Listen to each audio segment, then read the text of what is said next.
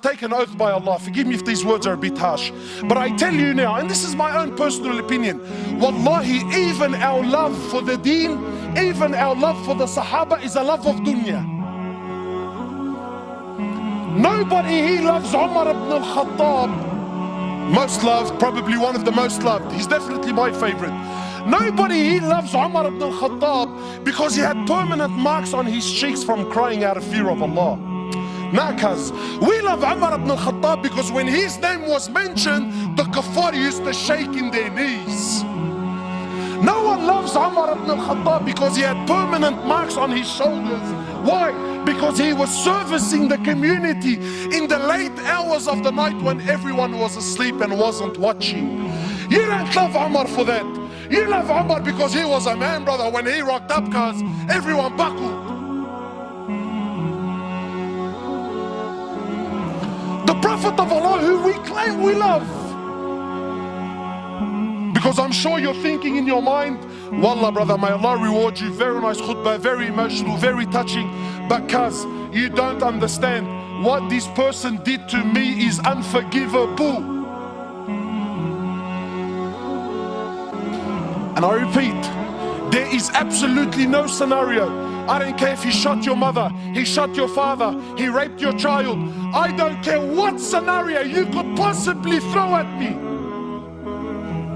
Forgiveness is the key.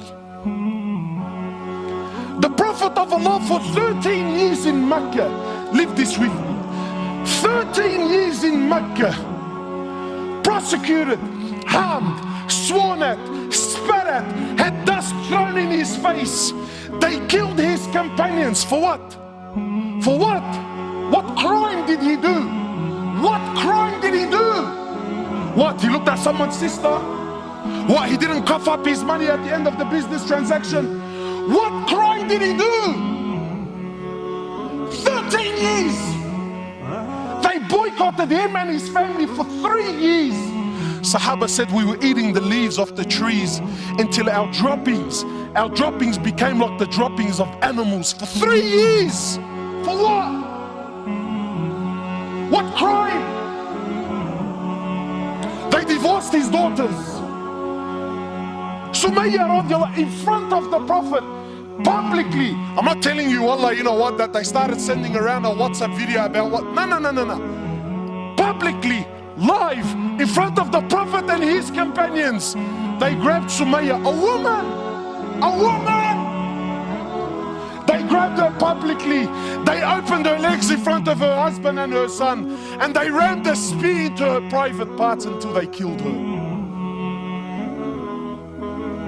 They exiled him from his land, Mecca, exiled him for 18 months in Medina. 18 months he was crying. Why?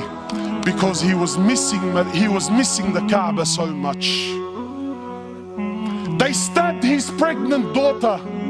As a result, she lost her child. 8 or 6, a few months later, she ended up dying in Medina. He buried every one of his children while he was alive, except for Fatima. In Uhud, you know, it's one thing to go to war and kill. That's fine, he killed the man. In Uhud, they massacred the dead.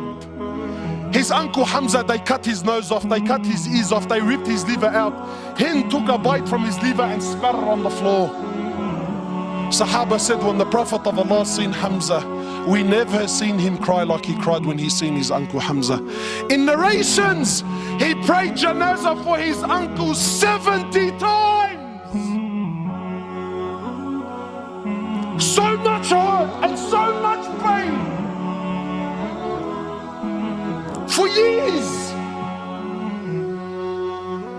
And then when Fatah Makkah came, and now he comes back victorious with an army of 10,000 companions, an army the which Arabia never seen in their lives. Men who at the drop of a word were happy to give their lives just to see him smile. He enters into the Haram of Mecca, 10,000 soldiers surrounding, and those people that harmed him for years and years and years, not Muslims. And I'm asking you to forgive your Muslim brother. God forbid I should ask you to forgive kafar. I'll be labeled on the payroll, scholar for $1. Wallahi, you mop the floor with me. So I'm not even gonna dare to go down that road. God forbid we should follow the sunnah of Rasulullah sallallahu alaihi wasallam. Nah, no way, brother. He enters into the haram, 10,000 soldiers surrounding the haram. Those people that harmed him for years and years. Where are they gonna go now, bro? Talk about the tables turning, huh? So he looks at them. He says to them, and what do you think I will do with you today? What do you think I will do today? They said, you're an honorable, generous person, the son of an honorable, generous person. The Prophet of Allah turns around and says to the kuffar, اذهبوا فأنتم الطلقاء.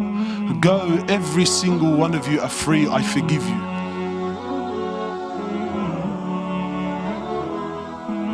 Where's this sunnah in our lives, man? Where's this deen? أقول قولي هذا استغفر الله.